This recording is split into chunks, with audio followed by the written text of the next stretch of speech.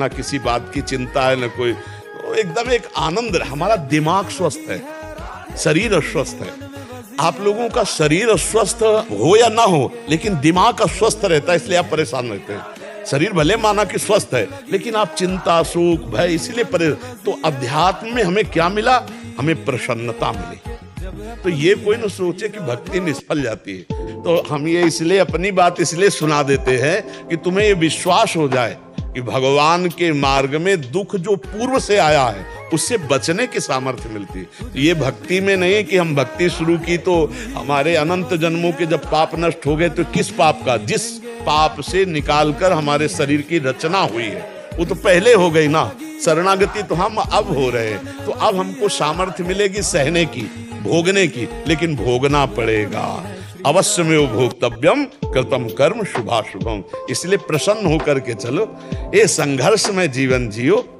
ऐसा क्यों डरते हो कि मतलब विपत्ति और दुख? अरे नहीं, चीर कर आगे निकलो विपत्तियों से। हम भगवान के अंश हैं, हम किसी भी स्थिति में हारने वाले नहीं। हर मार्ग को सह कर राधा राधा कदम आगे बढ़ाते चले जाओ तो मंजिल हासिल हो। एक बार उस चढ़ाई पर चढ़ गए, खत्म खेल। अब किसी की ताकत नहीं कि किसी भी तरह से गिरा सके, क्योंकि वो ऊंचाई ऐसी होती जैसे भुना हुआ चना, चाहे जितना खाद पानी लगाओ अंकुर नहीं आएगा।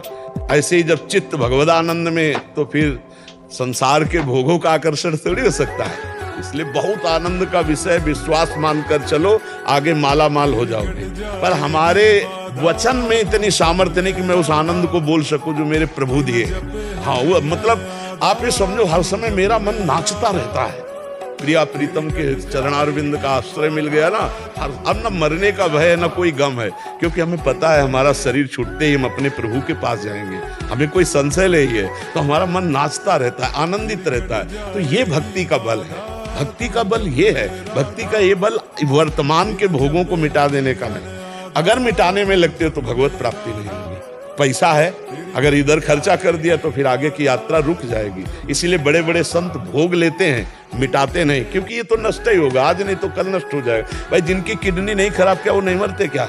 जवान आदमी, कुछ मिनट में घटना घटती है, हार्ट, दिल फेल हो जाता है, एक्सीडेंट हो जाता है, कोई घटना, तो ये तो मृत्यु लोक है, शरीर तो जाएगा ही। तो ज्ञान का मतलब है शरीर के राग से हटकर भगवान में चित्त जोड़ देना, ना कि शरीर के सुधार में बने रहना। इसलिए भक्ति को धोखा मत समझो, भक्ति को दुख देने वाली मत समझो।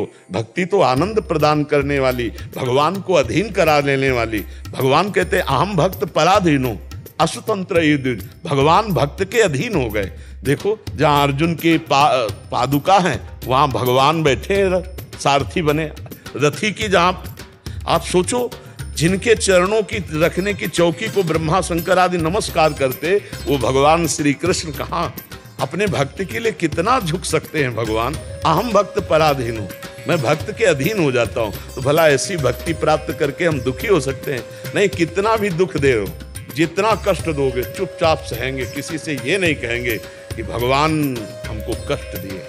अब आप जैसा चाहो वैसा करो, आप चाहे सुखी रखो या दुखी रखो, हम आपको देखकर आनंदित रहेंगे। जो प्रेम का मार्ग है, अब व्यापार स्वार्थ वो बात अलग है कि हम आपसे प्यार करते हैं आप हमें सुखी करो।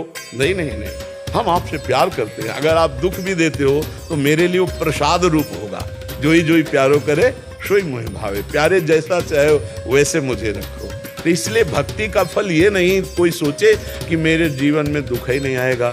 दुख आएगा, क्योंकि पहले से निश्चित हो चुका है। दुख सहने की सामर्थ्य भक्ति देगी। एक दुख में कोई नाचे, ये केवल भक्त में होगा, दूसरी जगह नहीं होगा।